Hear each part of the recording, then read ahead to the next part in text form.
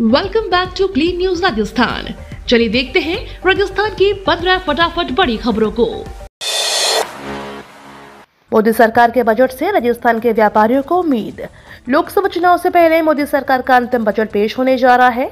1 फरवरी को वित्त मंत्री निर्मला सीतारमण अंतरिम बजट पेश करेंगी। इस बजट से हर सेक्टर को राहत की उम्मीद है। खासतौर पर उद्योग से जुड़े लोगों को आयकर में छूट की सीमा 10 लाख करने, प्रदेश में गारमेंटिंग के लिए टेक्सटाइल से अलग पॉलिसी, प्रदेश में जीएसटी ट्रिब्यूनल की स्थापना, लेबर वेलफेयर सेस में एमएनएसटी स्कीम लागू करने के साथ ही मनरेगा योजना को एमएसएमई से जोड़े जाने जैसी मांग रखी है। राजस्थान में राज्यसभा की 3 सीटों पर है चुनाव। राजस्थान में विधानसभा में सीटों की संख्या का असर राज्यसभा चुनाव में दिखेगा। यह अगले 5 सालों तक रहेगा। 2023 के विधानसभा चुनाव में बीजेपी को 115 और कांग्रेस को 70 सीटें मिली हैं। 2018 की तुलना में कांग्रेस की सीटों की संख्या करीब 33 कम हुई है। इसका सीधा असर लोकसभा चुनाव से पहले होने वाले राज्यसभा चुनाव में दिखेगा। राजस्थान से पूर्व प्रधानमंत्री डॉक्टर मनमोहन सिंह, केंद्रीय मंत्री भूपेंद्र यादव और वर्तमान में भजनलाल सरकार में मंत्री किरोड़ी लाल मीणा की सीटों पर वोटिंग होगी। 2 सीट बीजेपी के पास है, जबकि 1 सीट कांग्रेस के पास है। 3 सीटों में से 2 पर बीजेपी और 1 पर कांग्रेस काबिज है। अभी के गणित के हिसाब से राजस्थान में 1 सीट पर जीत के लिए 58 वोटों की जरूरत होती है। अभी सीटों की संख्या देखें तो बीजेपी के खाते में 2 सीटें पक्की हैं, कांग्रेस के खाते में 1 सीट जाती दिख रही है। राजस्थान में अब हाई सिक्योरिटी प्लेट नहीं होने पर कटेगा चालान। राजस्थान में 1 अप्रैल 2019 से पहले खरीदे गए वाहनों पर अब हाई सिक्योरिटी नंबर प्लेट लगवाना अनिवार्य कर दिया गया है। अब जिन वाहनों पर हाई सिक्योरिटी नंबर प्लेट नहीं लगी होगी उसके चालान काटे जाएंगे। हाल ही में ट्रांसपोर्ट कमिश्नर ने प्रदेश के सभी परिवहन अधिकारियों को निर्देश दिए हैं कि वह high security number plate matter को गंभीरता से लें और नहीं लगवाने वालों पर कार्यवाही करें। 2019 से पहले खरीदे गए वाहनों के मालिकों को हाई सिक्योरिटी नंबर प्लेट लगवाने के लिए ऑनलाइन आवेदन करना होगा। ऐसे वाहन जिनके रजिस्ट्रेशन क्रमांक का आखिरी अंक 1 या 2 है वे 29 फरवरी तक, 3 या 4 वाले 31 मार्च तक, 5 या 6 वाले 30 अप्रैल तक, जिनके पंजीकरण क्रमांक का आखिरी अंक 7 या 8 है वे 31 मई और 9 और 0 अंतिम अंक वाले वाहन मालिक 30 जून तक हाई सिक्योरिटी नंबर प्लेट लगवा सकेंगे। नेताजी जरा संभल कर, चाय समोसा साबुन फेस वॉश, हवन से कलावा तक चुनावी खर्चे पर ईसीआई की हर वक्त रहेगी नजर। लोकसभा चुनाव 2024 की तैयारियों को लेकर चुनाव आयोग एक्शन मोड में आ गया है। ईसी ने आने वाले दिनों में उम्मीदवारों के खर्चे को लेकर सभी राज्यों और केंद्र शासित प्रदेशों के चुनाव में इस्तेमाल होने वाले सामानों के रेट मांगे हैं। लोकसभा चुनाव लड़ने वाले सभी प्रत्याशियों को इसी रेट के हिसाब से अपने खर्चे का पूरा हिसाब चुनाव आयोग को रोजाना भेजना होगा। प्रत्याशी क्या खा रहे हैं, कार्यकर्ताओं को क्या खिला रहे हैं, झंडे और डंडे पर कितना खर्च कर रहे हैं, कार्यकर्ताओं को पानी की बोतलें कितनी सप्लाई हुई, खुद कितनी पी, चाय समोसा पर कितना खर्च किया, इन सभी का हिसाब ईसी को देना होगा। उम्मीदवार मनमाने तरीके से बिल नहीं बना सकते हैं। गहलोत और पायलट ही नहीं, वसुंधरा राजे भी लड़ सकती हैं लोकसभा चुनाव। कांग्रेस पार्टी के दिग्गज विधायकों को लोकसभा चुनाव लड़वाने की तैयारी कर रही है। अगर ऐसा होता है तो पार्टी सचिन पायलट को टोंक सवाई माधोपुर लोकसभा सीट से टिकट दे सकती है। इससे पहले सचिन पायलट अजमेर से सांसद रह चुके हैं। अशोक गहलोत के भी लोकसभा चुनाव लड़ने की चर्चाएं सियासी गलियारों में चल रही हैं। हाल ही में जोधपुर में हुए कांग्रेस के कार्यक्रम के दौरान भी कार्यकर्ताओं की ओर से अशोक गहलोत को ही टिकट दिए जाने की मांग की गई थी और साथ भी यह भी कह दिया गया था कि अगर अशोक गहलोत को टिकट नहीं मिलता है तो कह नहीं सकते कौन जीतेगा। भजनलाल सरकार ने अपनाया सख्त रवैया, 9 डॉक्टर्स और 11 कर्मचारियों के खिलाफ दर्ज होगी एफआईआर। सिलिकोसिस रोगियों के गलत प्रमाणीकरण और अनियमित भुगतान के मामले में सूबे की भजनलाल सरकार ने सख्त रुख अपना लिया है। स्वास्थ्य विभाग ने न सिर्फ दोषी कार्मिकों के खिलाफ चार्जशीट जारी करने के आदेश दे दिए हैं, बल्कि उनके खिलाफ एफआईआर दर्ज करने की प्रक्रिया शुरू कर दी गई है। स्वास्थ्य विभाग इस मामले को दौसा जिले के 9 डॉक्टर्स और 11 कार्मिकों को पहले ही एपीओ कर चुका है। इस केस में कुछ लोगों को गलत प्रमाण पत्र जारी कर उनको सिलिकोसिस रोगी बता दिया गया था। बाद में उनको सिलिकोसिस नीति के अनुसार भुगतान कर राज्य सरकार को लाखों रुपए की चपत लगा दी गई। इस मामले में राज्य सरकार अब पूरी तरह से एक्शन मोड में आ गई है।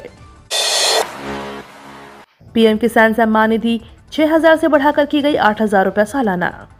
राजस्थान के मुख्यमंत्री भजनलाल शर्मा ने किसानों को गेहूं की फसल के लिए न्यूनतम समर्थन मूल्य पर बोनस देने की घोषणा कर दी है। राज्य विधानसभा में राज्यपाल के अभिभाषण पर धन्यवाद प्रस्ताव पर बहस का जवाब देते हुए उन्होंने कहा कि बीजेपी सरकार अपने सभी चुनावी वादे पूरे करेगी और राज्य में कानून का राज स्थापित करेगी। सुप्रीम कोर्ट ने आयुर्वेद डॉक्टर्स की रिटायरमेंट आयु 62 साल करने का फैसला रखा बरकरार। सुप्रीम कोर्ट ने आयुर्वेद डॉक्टर्स की रिटायरमेंट आयु 60 साल से बढ़ाकर 62 साल करने के संबंध में हाई कोर्ट की ओर से 13 जुलाई 2022 को दिए आदेश को सही माना है। इसके साथ ही अदालत ने हाई कोर्ट के इस आदेश के खिलाफ दायर राज्य सरकार की विशेष अनुमति याचिका को खारिज कर दिया है। जयपुर लिटरेचर फेस्टिवल में आज सजेगा साहित्य का महाकुंभ। राजधानी में एक बार फिर आज से साहित्य का महाकुंभ सजेगा, जिसका उद्घाटन प्रदेश की उप मुख्यमंत्री दिया कुमारी करेंगी। 5 दिन तक चलने वाले जयपुर लिटरेचर फेस्टिवल में 550 वक्ता भाग लेंगे। खास बात यह है कि इस बार युवाओं को आकर्षित करने के लिए फेस्टिवल की थीम उत्सव रखी गई है। साथ ही बच्चों के लिए एक नया वेन्यू नंद घर भी तैयार किया गया है। भजनलाल सरकार का बड़ा फैसला, 13 IPS बदले।